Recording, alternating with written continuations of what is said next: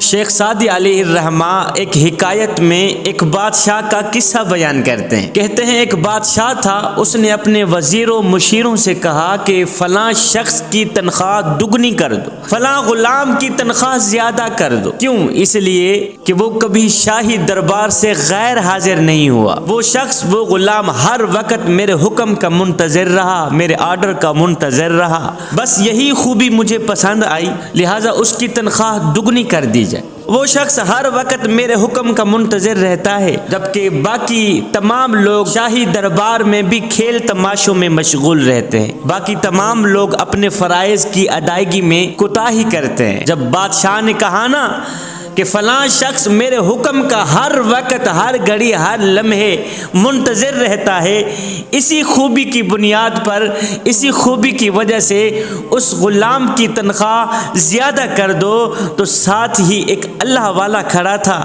اس نے جب بادشاہ کا یہ جملہ سنا تو ایک دم زور سے کہا اللہ اکبر، اللہ اکبر۔ یہ اللہ والا فقیر بادشاہ کا یہ فرمان سنتے ہی ایک نعرہ مستانہ بلند کیا، وجد میں آ گیا۔ اب لوگوں نے اس اللہ والے سے اس کیفیت کی وجہ پوچھی، وجہ دریافت کی۔ اللہ والے سے اس کیفیت کے متعلق جب وجہ دریافت کی کہ بادشاہ کے اس جملے میں ایسی کون سی بات تھی کہ تو سن کر وجد میں آ گیا اور ایک نعرہ مستانہ بلند کیا، آخر کون سی وجہ تھی، تو کیوں اس کیفیت میں آ گیا؟ تو اس اللہ والے نے جو جواب دیا، ہائے، اس اللہ والے نے جو وجہ بیان کی، جوانوں، سونے کی تختی پہ لکھنے والی وجہ ہے، دل کے کانوں سے سننے والی وجہ ہے۔ اس اللہ والے نے کہا بھائیو، بادشاہ کا یہ جملہ سن کر میں وجد میں اس لیے آ گیا کہ اللہ کی بارگاہ میں بندوں کا حال بھی یہی ہے، اللہ کی بارگاہ میں بھی ہر ایک کا مقام الگ الگ ہے۔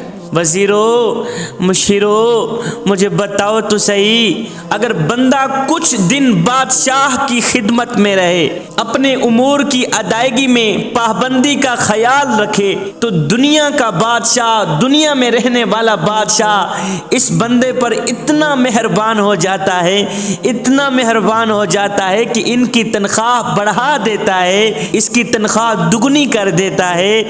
جو دنیا کے بادشاہ کی خدمت زیادہ کرے تو بادشاہ اس کی تنخواہ دگنی کر دیتا ہے، بادشاہ اس پر اتنا مہربان ہو جاتا ہے۔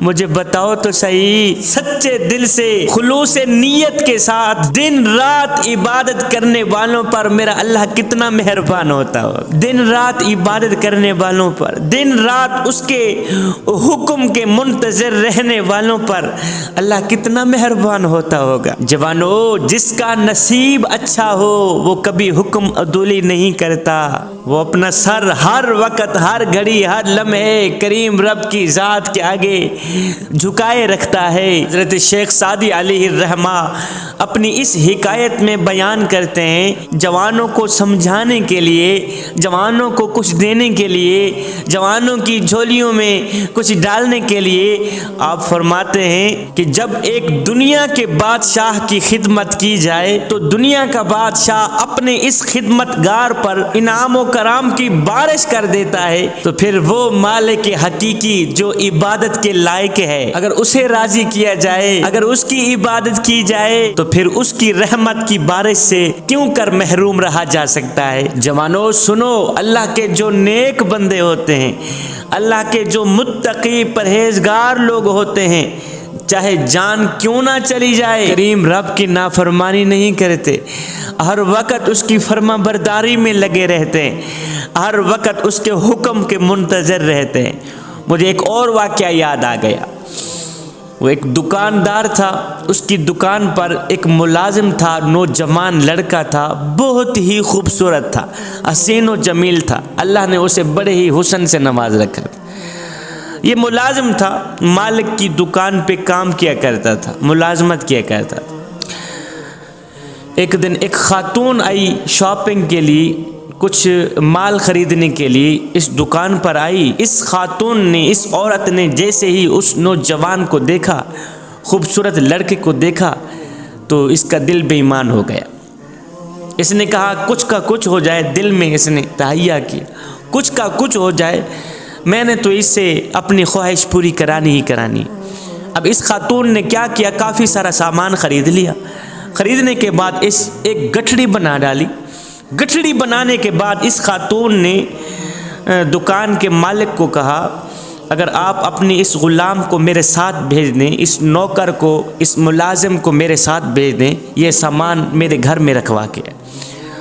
مالک کی دکان نے اپنے اس ملازم کو خاتون کے ساتھ بھیج دیا کہ سامان اپنے کندھے پہ اٹھاؤ، جا کے خاتون کے گھر چھوڑ کے آؤ یہ سامان۔ اب اس خوبصورت حسن کے شہزادے نے یہ گٹھڑی اٹھائی، اپنے کندھے پہ رکھی، جا رہا ہے، یہ خاتون نوجوان کے حسن کو تکتی چلی جا رہی۔ وہ نوجوان صرف نوجوان ہی نہیں تھا، اللہ کا نیک بندہ بھی تھا، اللہ کا محبوب بھی تھا۔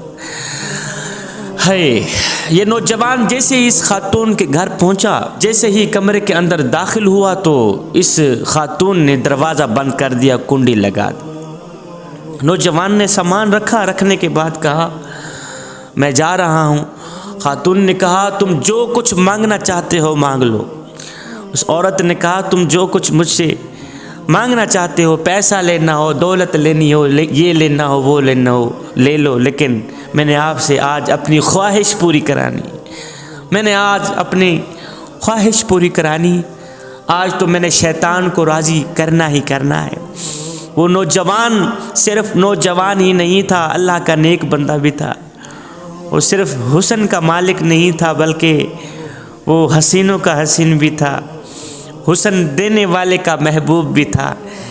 اس نوجوان نے کہا مائی اللہ سے ڈرو، اللہ کے عذاب سے بچ جاؤ، شیطان کو راضی نہ کرو، شیطان تمہیں بھی تباہ کر دے گا، شیطان مجھے بھی تباہ کر دے گا، اس شیطان کو راضی نہ کرو۔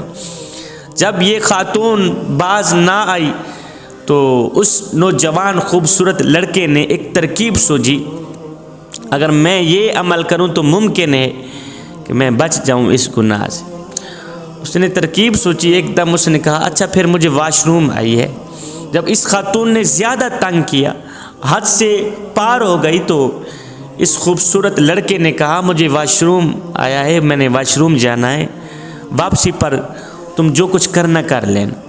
یہ خوبصورت لڑکا، یہ خوبصورت نوجوان واش روم کے اندر گیا۔ اس نے کیا کہ ساری گندگی اٹھائی، اپنے چہرے پر مل، ساری گندگی اٹھائی اپنے جسم پر مل لی۔ واش روم سے باہر آیا، اس خاتون نے نوجوان کو دیکھا، کہا او ہو یہ تو کملا نکلا ہے، یہ تو پاگل نکلا ہے۔ اس خاتون نے نوکرانی کو کہا اس کو دھکے دے کر حویلی سے باہر نکال دو، جلدی کرو، بدبو پھیلنے لگی۔ یہ خوبصورت نوجوان باہر کی طرف گیا، گھر کی طرف جا ہی رہا تھا، راستے میں اپنے نفس کو کہہ رہا تھا، اور نفس تو پریشان نہ ہو، اور جسم گندا ہو گیا ہے تو کیا ہوا، اور تن میلا ہو گیا ہے تو کیا ہوا، من تو میلا نہیں ہوا۔ جسم گندا ہو گیا ہے تو کیا ہوا، اور دل تو گندا نہیں ہوا۔ اپنے دل کے اندر جس کریم رب کی میں نے محبت بٹھائی ہوئی ہے، جس کا عشق بٹھایا ہوا ہے، جس کا پیار بٹھایا ہوا ہے، وہ دل تو میلا نہیں ہونے دیا، وہ دل تو گندا نہیں ہونے دیا۔ ابھی یہ ایک لوٹا پانی کا بھروں گا، جسم پاک ہو جائے گا۔ اگر دل میلا ہو جاتا ہے، اگر دل ناپاک ہو جاتا، گناہوں سے بھر جاتا، تو قیامت تک میں اس دل کو پاک و صاف نہ رکھ پاتا۔ اللہ کا شکر ہے کہ میرا تن تو گندا ہو گیا ہے، من تو گندا نہیں ہو۔ اللہ کے جو نیک بندے ہوتے ہیں، اللہ کے جو متقی پرہیزگار لوگ ہوتے ہیں، وہ کسی بھی طرح مالک کی نافرمانی نہیں کرتے۔